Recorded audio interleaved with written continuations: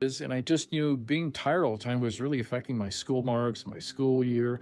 So I thought I'd make some changes. First thing I did is I looked into martial arts, and I was 15 years old.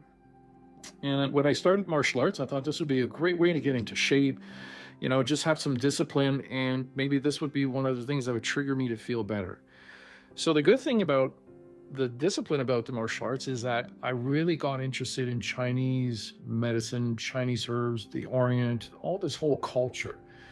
And as I studied and got more into it over the years, I became a black belt in Taekwondo, which I pursued for probably about 35 years. And this whole thing led to me to kind of want to know more about health and nutrition, especially more of the things that I do with from the Oriental perspective.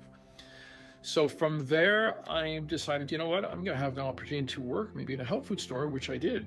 And I started working in Montreal back in the late 70s at a store called GNC, which is a health food chain that's all across Canada, the United States.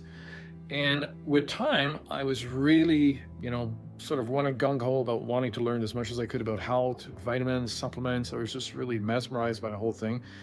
And I guess one of the things that just really, was driving me was just a passion, because I knew that I never wanted to be sick again. And I thought this would be the easiest way, the most holistic way. And if I could just learn some basic fundamentals, this would be enduring for me for the rest of my life. So as time went on, I was trying to help out clients. I was reading as much as I could.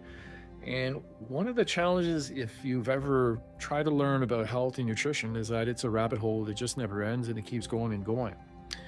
And I remember trying to go from A to Z, just kind of getting this consumption of knowledge, and I just couldn't seem to read enough, have enough time, and it was just endless. And one of the things is that the manager one day came up to me and he says, "Look, I see you're trying so hard to help people." And he says, "That's a really enduring quality." But he says, "Sometimes what you don't know, what you should do is sort of, when they tell you about something, be it their eczema, just start asking them, like, how long have you had it? What's your signs? What's your symptoms? What does it cause you to have as distress? What have you tried? Get more information from them versus you trying to be more informed." And he says, this way you get to understand better some of the things people are going through and what they've tried and what's worked and what's not worked. And I realized that at that point that was a much more effective way to get more information from the clients, because it was their unique perspective. Because if someone has eczema, not everybody has it in the same way. Not everybody is challenged with the same level of it. Some of it's mild, sometimes it's a seasonal thing, sometimes it's all year round, sometimes it's come and gone. So those are the kind of things that I got to learn. And